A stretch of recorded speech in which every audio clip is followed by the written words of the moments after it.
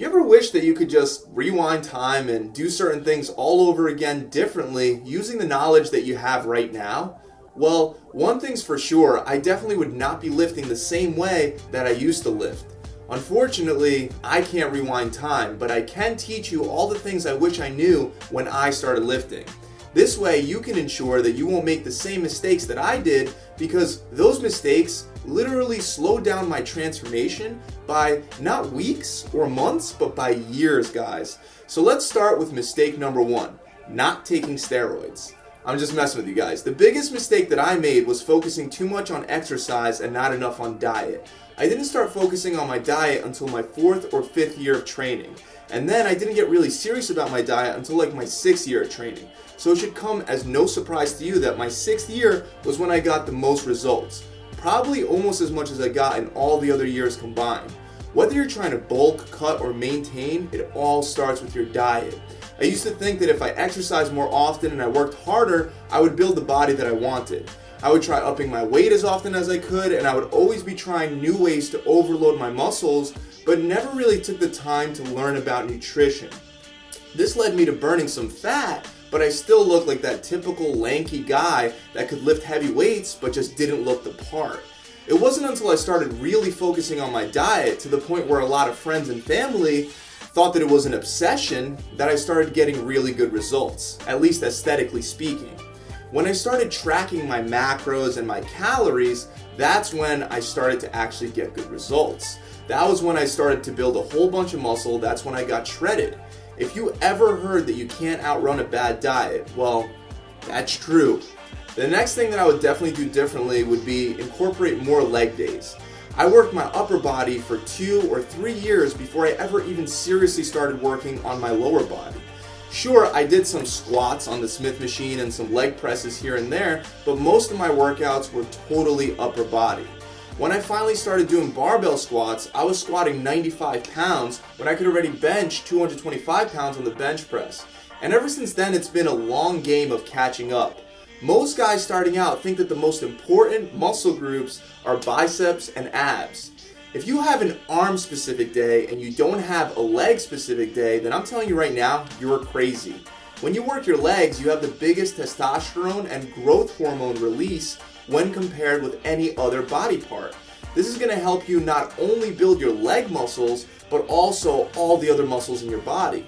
On top of that, leg exercises are going to be the exercises that apply to any kind of functional activity that you do in real life, whether playing a sport, picking up a heavy box off the ground, or anything. So if you want to consider yourself fit, you better start working those legs.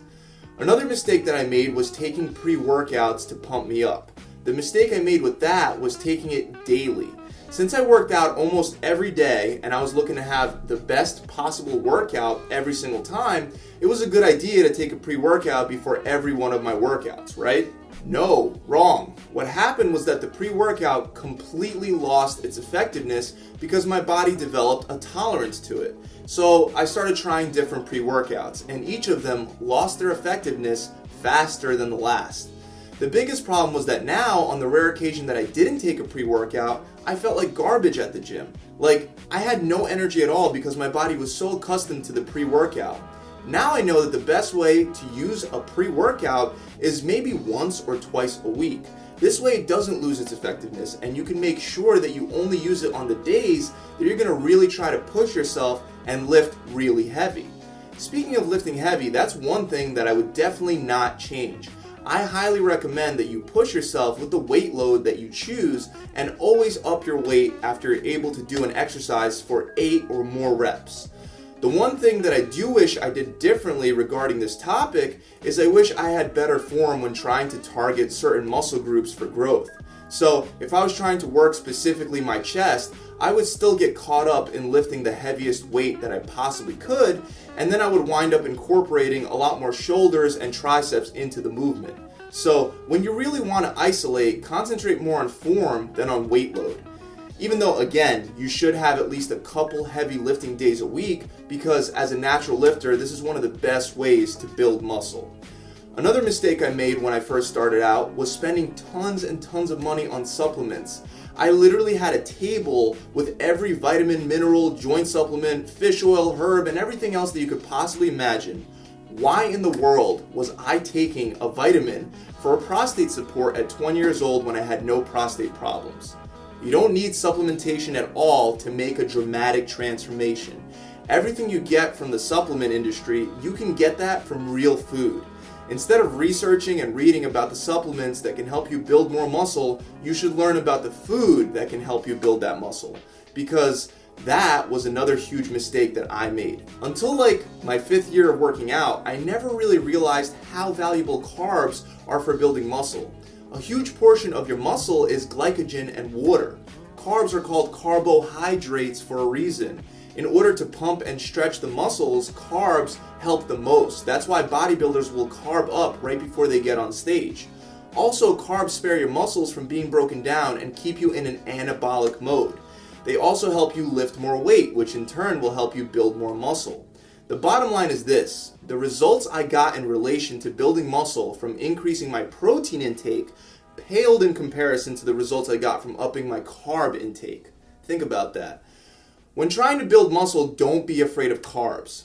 Another thing I really wish I never did was trying to target fat burn. Now I know there's no such thing as site-specific fat burning. There is no way to spot reduce, so all the crunches, side bends, and leg raises that I did to get abs, yes, it did help me build better abs, but those abs were being built under the fat.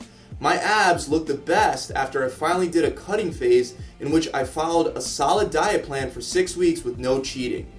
Also, I started using weights for my ab exercises around then, which leads me to another wish. I wish I used the right equipment. All that selectorizer machinery that you see in the gym, you know, the machines you pull out the pin, select your weight, put the pin back in, and then you're just locked in a range of motion, that machine is garbage.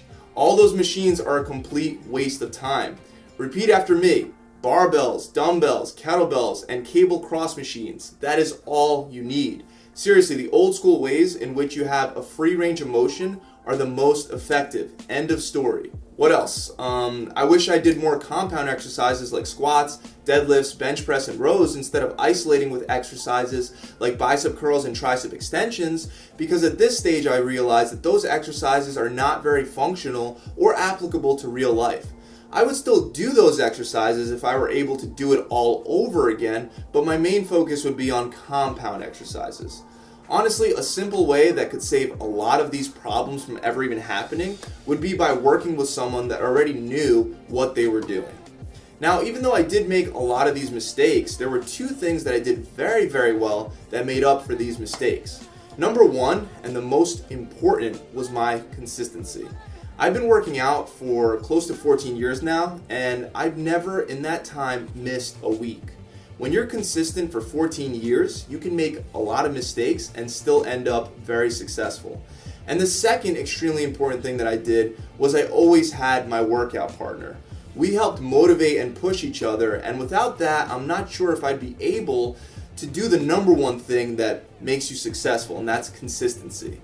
That's it, guys. I really hope this video has helped you guys out. If you enjoyed this video, make sure you click that thumbs up button, comment below, and subscribe to this channel to see more tips and tricks just like this one. Also, if you don't have a steady workout partner, visit gravitytransformation.com, where we can set you up with your very own accountability coach to make sure that you're sticking to your plan. Pump it.